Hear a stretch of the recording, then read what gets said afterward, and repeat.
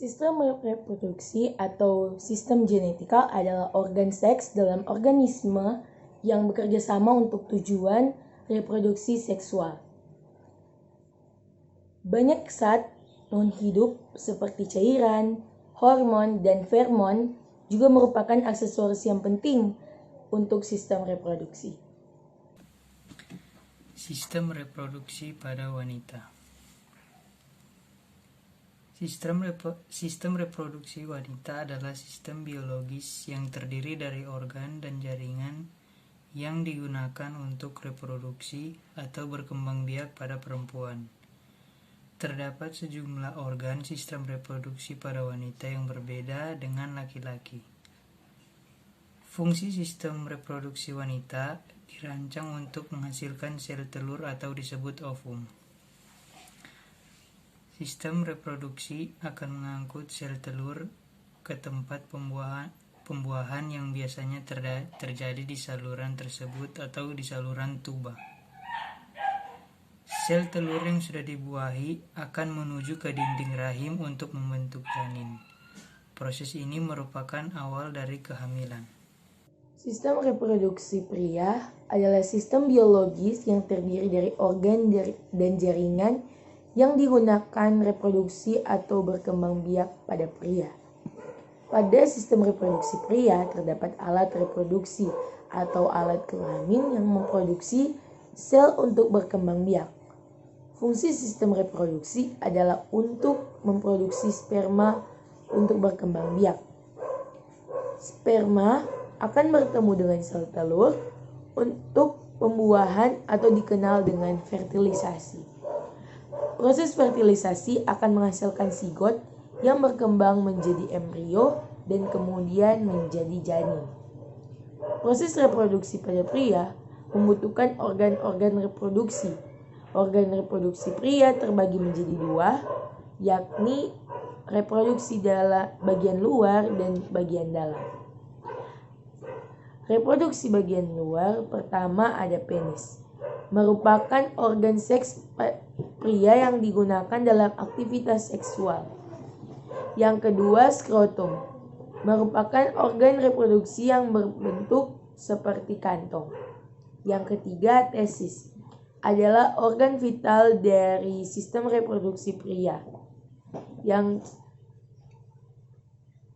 kedua ada reproduksi bagian dalam. Yang pertama, epididymis. Epididymis merupakan saluran panjang yang berada di belakang testis. Yang kedua, vas deferens. Vas deferens merupakan organ berupa saluran panjang yang berguna mengantarkan sperma keluar saat ejakulasi terjadi. Yang ketiga, vesicula seminalis berperan memberikan tenaga bagi sperma untuk aktif bergerak. Yang keempat, kelenjar prostat. Kelenjar prostat berfungsi mereproduksikan cairan yang mendorong sperma saat ejakulasi akan terjadi. Yang kelima, uretra. Uretra mereproduksi cairan untuk melumasi kantung kemih dan juga berfungsi untuk mengurangi tingkat keasaman pada saluran kemih setelah urin keluar. Air susu ibu atau ASI adalah susu yang diproduksi oleh manusia untuk dikonsumsi bayi dan merupakan sumber gizi utama dari bayi yang belum dapat mencerna makanan yang padat. Air susu ibu diproduksi karena pengaruh hormon prolaktin dan oksitosin setelah kelahiran bayi. Manfaat ASI yaitu yang pertama, sistem kekebalan tubuh bayi menjadi lebih kuat.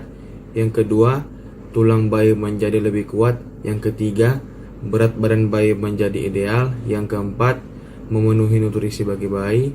Yang kelima, memiliki zat yang penting bagi bayi. Yang keenam, mencegah bayi mendapat obesitas. Yang ketujuh, mencegah terjadinya serangan penyakit bayi yang meninggal secara tiba-tiba. Yang kedelapan, mengurangi stres ibu. Yang kesembilan, mencegah bayi terjadi serangan penyakit. Kesepuluh, mengurangi risiko terkena penyakit bagi ibu, dan masih banyak lagi.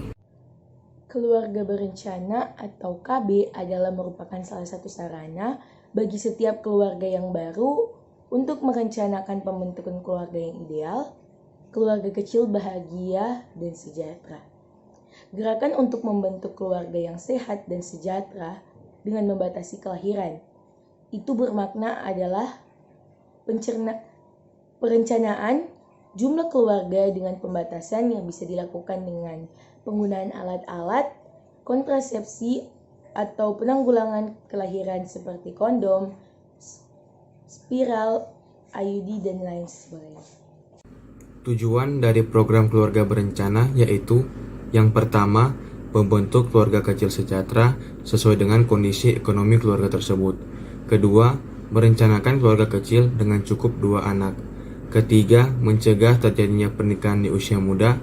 Keempat, menekan angka kematian ibu dan bayi akibat hamil di usia yang terlalu muda atau di usia yang terlalu tua atau akibat penyakit sistem reproduksi. Kelima, menekan jumlah penduduk serta menyeimbangkan jumlah kebutuhan dengan jumlah penduduk di Indonesia. Manfaat KB atau keluarga berencana. Yang pertama, menjaga kesehatan ibu dan bayi. Yang kedua, mendorong kecukupan ASI dan pola asuh yang baik bagi anak. Yang ketiga, mencegah kehamilan yang tidak direncanakan. Yang keempat, mencegah penyakit menular seksual. Yang kelima, menurunkan angka kematian ibu dan bayi. Dan yang terakhir, membantu keluarga yang berkualitas. Terima kasih.